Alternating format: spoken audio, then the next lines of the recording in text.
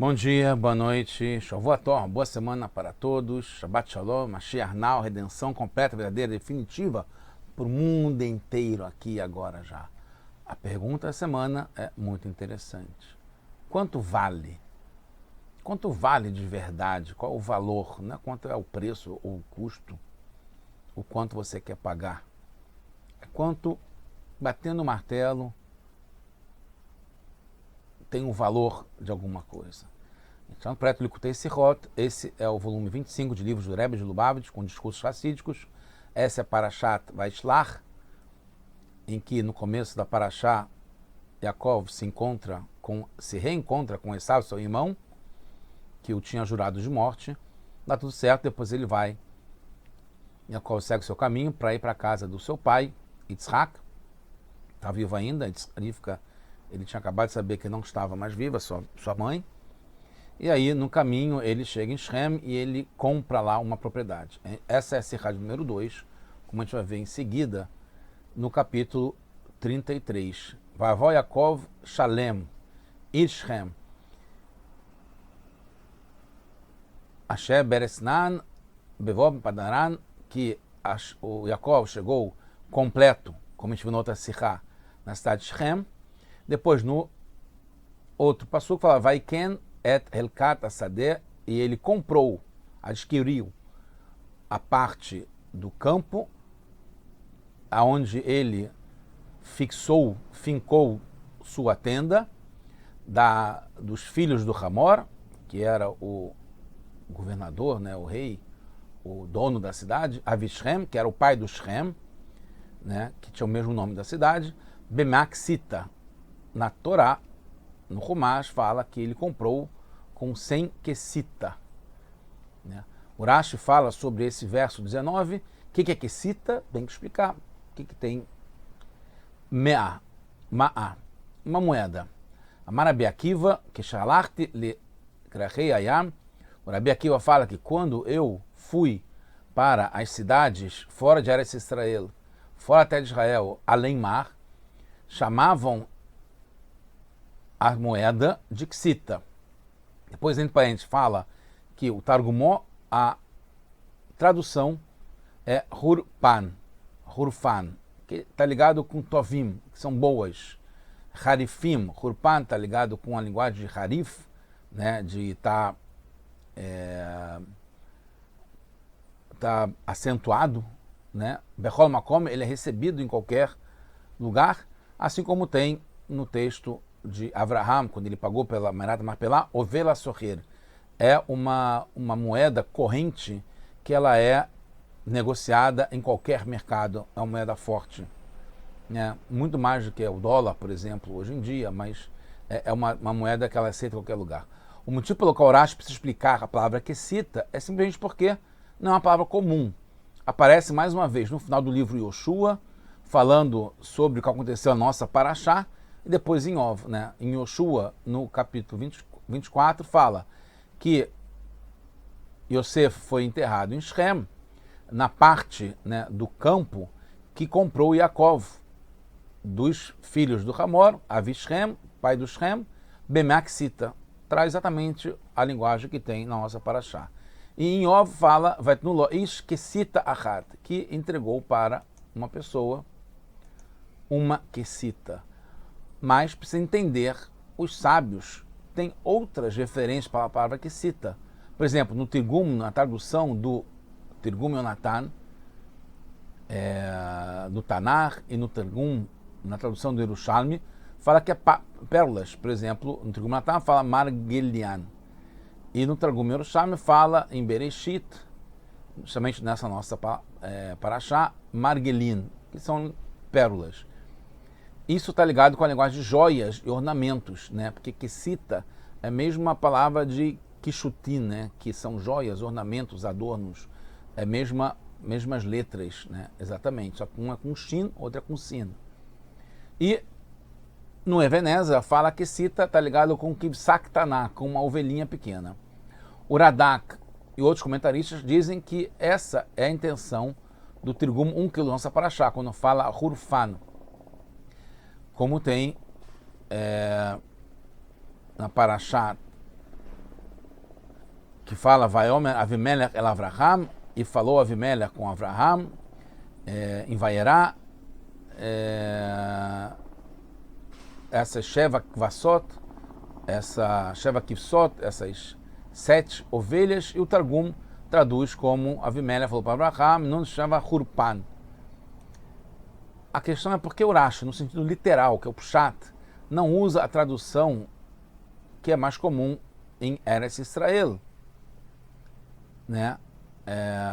Ou em Shem, né? Que é pérolas ou ovelha, e traz o que se fala nos outros países, além mar, que é uma moeda, né? Que cita é mama'á. No Bereshit Rabá se aprende no Midrash que é justamente uma pérola ou uma ovelha, como é trazido numa história do mercado árabe, que tem uma senhora que fala essa linguagem sobre pérola e ovelha. De modo geral, se compra com moedas, então dá para entender o Rashi, porque ele está falando que foi comprado com a moeda, e a moeda como que cita fora de Israel, numa cidade além mar. Então se compra com moeda de dinheiro.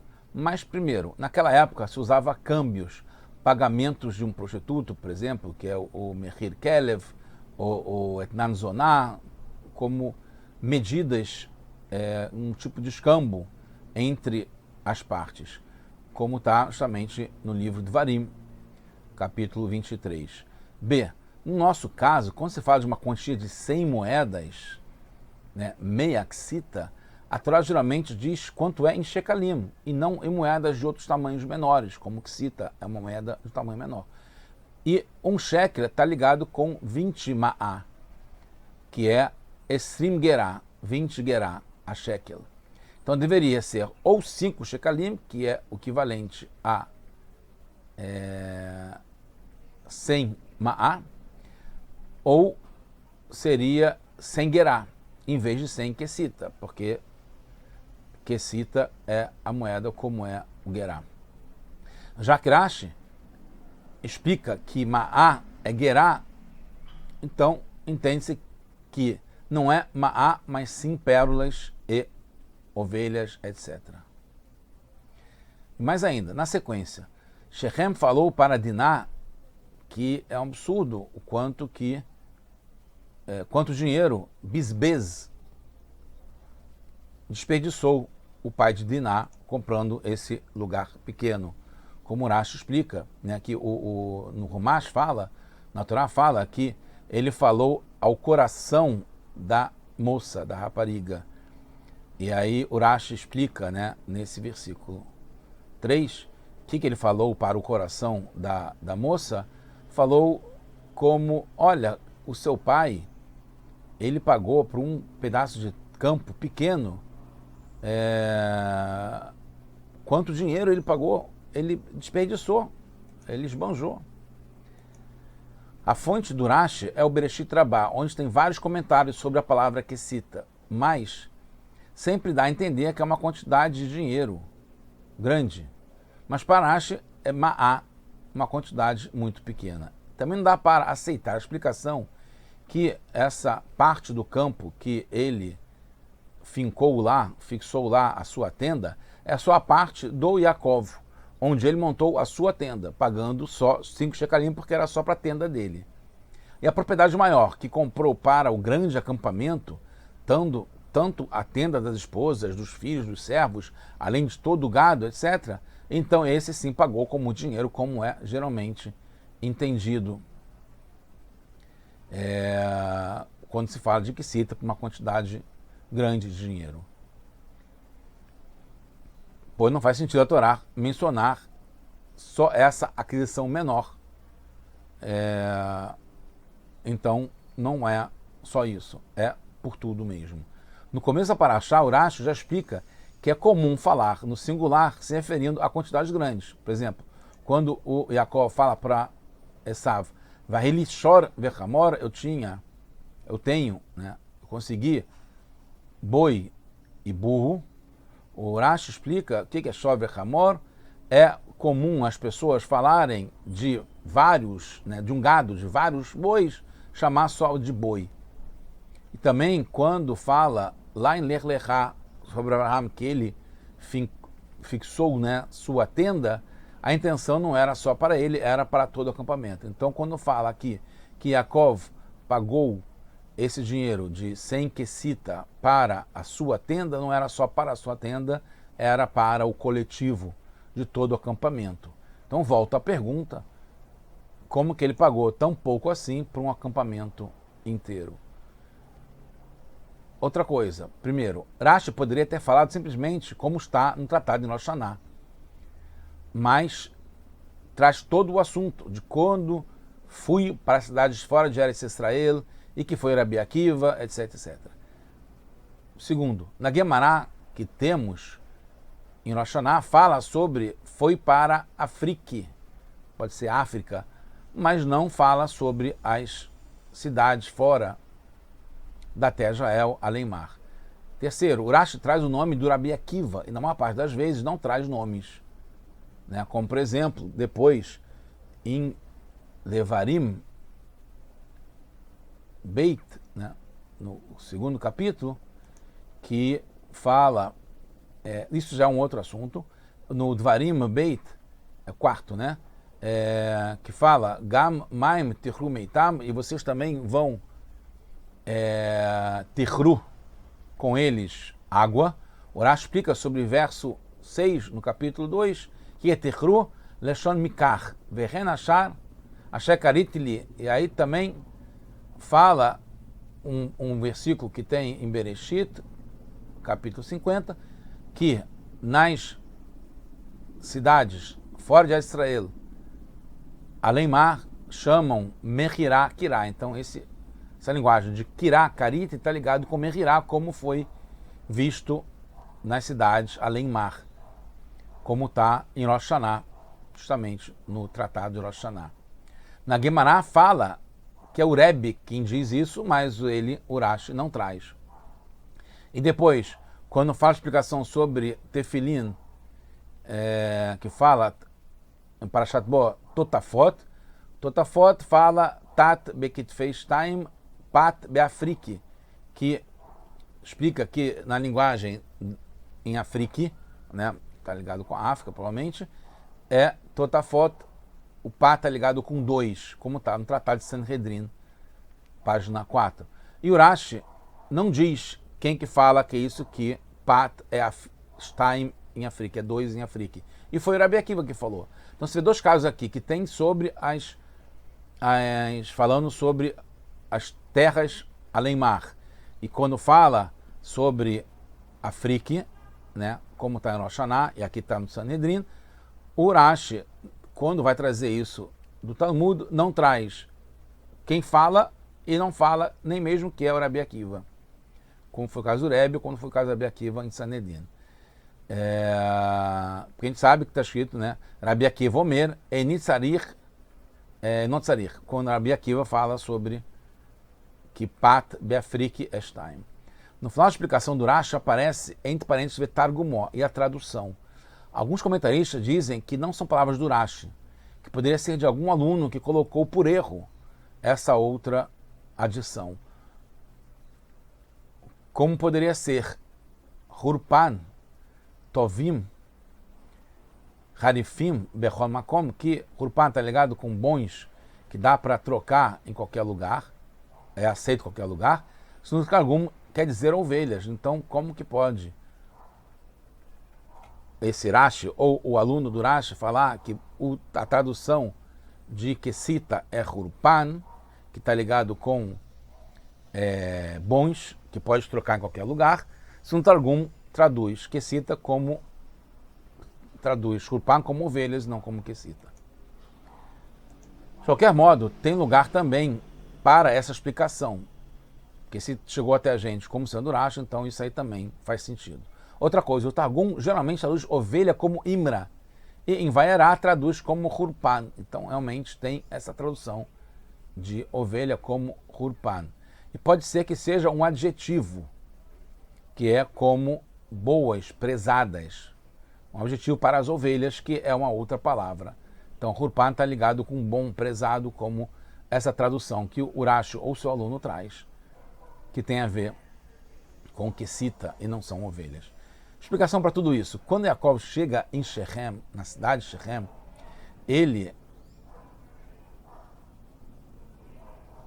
deve ter comprado primeiro para ele uma propriedade pequena, pagando um preço normal. Né? Avraham, quando pagou 400 shekalim, shekel kesef, o verasocher, essa moeda importante que era usada internacionalmente pela Me'arat HaMarpelá, o lugar onde ele enterrou a Sará, e depois tem também Yaakov, Yitzhak, Rivka, Leá, ele pagou muito, o Avraham, pela Me'arat HaMarpelá. Mas aqui, que é em Hebron, mas aqui Yaakov estava no caminho de encontrar com seu pai, Yitzhak, que estava em Hebron, como ele falou na saída, né, Vayetze, da casa do pai. Veshavte beshalom el beit avi. Eu vou voltar para a casa do meu pai. Então, não tem sentido ele, no caminho, encontrar outro lugar e pagar caro para um lugar para ele ficar morando.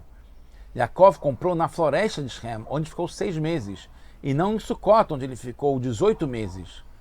Então, não foi para se fixar lá, mas sim expressar seu amor pela terra de Israel. E aí, quanto vale? Vale muito, porque era o amor dele pela terra de Israel. E foi assim que chegou e teve a oportunidade de comprar alguma coisa de terra em Israel. Não era como moradia para sempre, era moradia temporária, então não faria sentido pagar um valor muito alto. Por isso que Rashi não pode aceitar a tradução de pérolas, porque ele não pagou caro, mas ele pagou uma moeda que vale muito, porque era o amor dele pela terra de Israel. Surge agora uma outra questão. Por que precisaria então dizer quanto pagou por um campo? Com relação a Avraham se entende, pois a Torá quer expressar a vontade por ter uma propriedade na terra de Israel e tirar da posse do Efron para poder enterrar a Sará. Como não quis que, o Avraham não quis que dissessem que ele enriqueceu, foi enriquecido, né, por outras pessoas, como o Melech Sodom, que queria pagar para ele pelo butim da guerra. Para explicar qual a importância dessa compra, Rashi traz o acontecimento do Rabi Akiva, quando ele foi para uma cidade fora de Israel e chamavam Quecita de Ma'á, da palavra ornamentos, Quecita, Kishutin, mesmo sendo uma moeda muito pequena. Vemos então que tem situações que, apesar do valor pequeno de certas moedas, mesmo assim são vistas como joias, então chamadas de Quecita, está ligado com ornamento, adorno, joia. Yaakov pagou para ter propriedade na terra de Israel moedas desse tipo, que valem muito, são joias. Por isso, Rashi justamente a versão sobre ir para as cidades do além-mar, que o uso de moedas como joias em África e na África pode não significar uma prova de que tem importância, são joias. Lá não vale muito. Não sabemos detalhes em África. Pode ser que seja um lugar pobre, que mesmo moedas pequenas são comparadas como joias. Rashi fala que mesmo em grandes cidades é chamado de Quecita e vale muito. Entendemos também porque, Rashi não aceita a explicação que Quecita é uma ovelha, pois então não demonstraria a importância da compra da propriedade em Eretz Israel por Yaakov.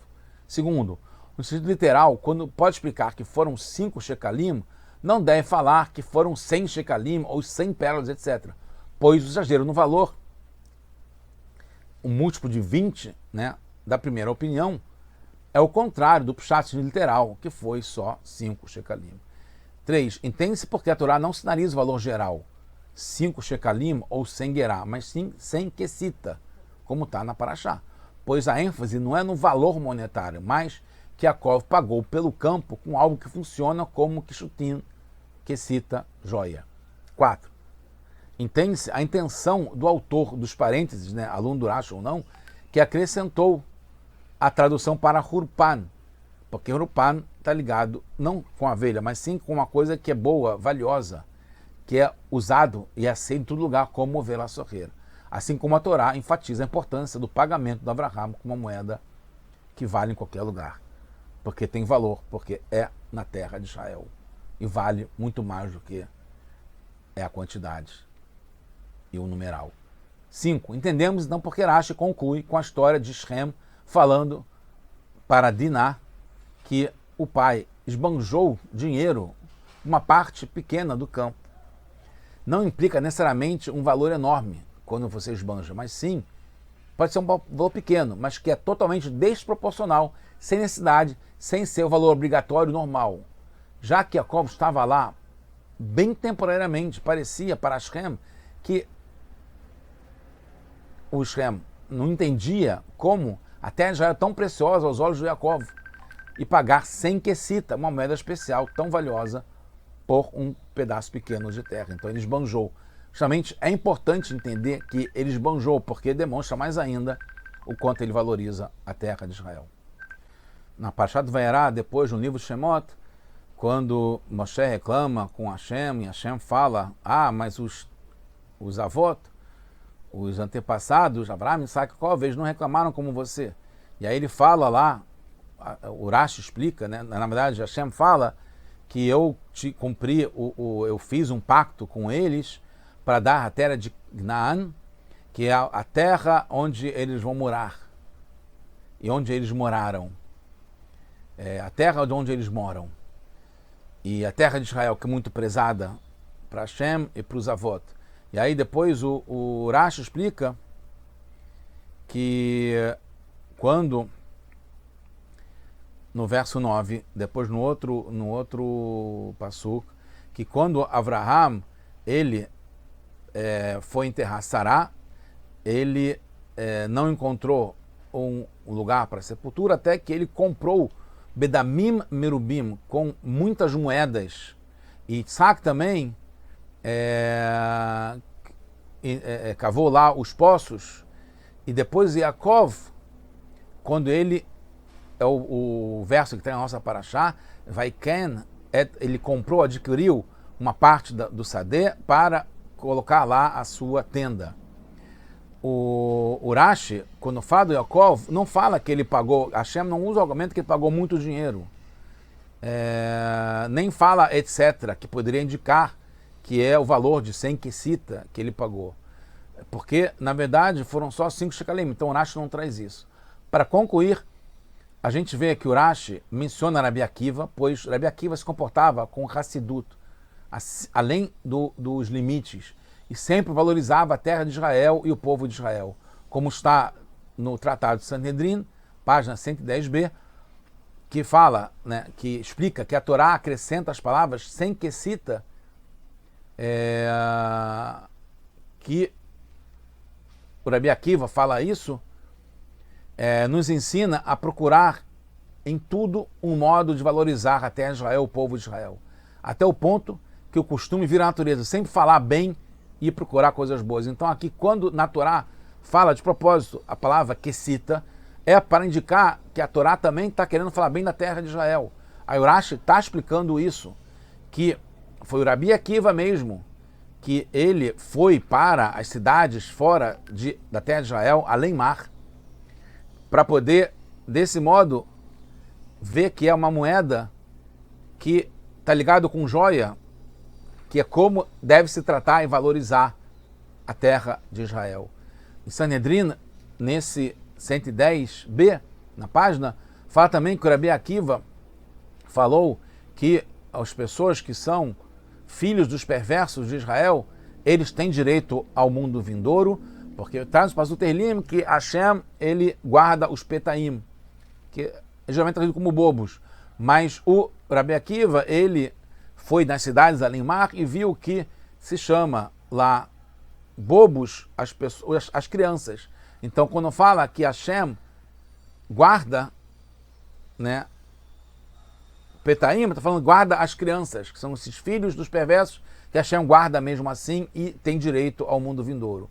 Então a Guemará enfatiza que a Hassidut do Rabi Akiva era tão grande e enfatizava o mérito de Israel, que valia a pena o Rabi Akiva ir até cidades além mar para conseguir descobrir o mérito de que lá chamam Petaim de Yenuka, de crianças, e com isso ele consegue provar que tem direito ao mundo vindouro, mesmo as crianças filhas de perversos. Foi nessa mesma viagem que o Rabi Akiva falou sobre a grandeza de Jacob e a terra de Israel, e a gente aprende aqui como a gente deve sempre procurar ver o mérito e o valor, e nisso a gente aumenta o valor, e com isso, se Deus quiser, vamos fazer Mashiach já agora não.